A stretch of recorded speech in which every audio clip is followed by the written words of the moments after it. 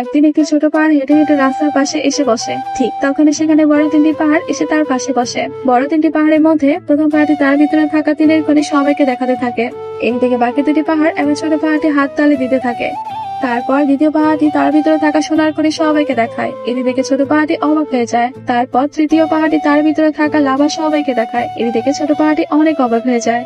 তারপর সেই তিনটি বড় পাহাড় ছোট পাহাড়টিকে তার ভিতরে থাকা খনি দেখাতে বলে। তখন ছোট পাহাড়টি তার ভিতরে থাকা একটি গাছের বীজ বের করে সবাইকে দেখায়। এদিকে সেই তিনটি পাহাড় হাসতে থাকে এবং ছোট পাহাড়টিকে নিয়ে মজা নেয়। তারপর সেই তিনটি বড় পাহাড় বুদ্ধি করে আকাশের সব মেঘ জমা করে ছোট পাহাড়টির উপর বৃষ্টি নামিয়ে দেয় এবং ছোট পাহাড়টি বৃষ্টিতে ভিজতে থাকে। তারপর সেখানে রাত হয় এবং ছোট পাহাড়টি বড় পাহাড়গুলোর অপমানের কথা ভেবে মন খারাপ করতে থাকে। তারপর পরের দিন সকালে ছোট পাহাড়টি যখন ঘুম থেকে উঠে তখন সে তার ভিতরে হাত দিয়ে অনেকগুলো গাছের শিকড় দেখতে পায়। তারপর সে উপরে তাকিয়ে দেখে তার মাথার উপর অনেক বড় একটি গাছ হয়েছে এবং সেই গাছের ফলে বড় তিনটি পাহাড় ঢেকে গেছে।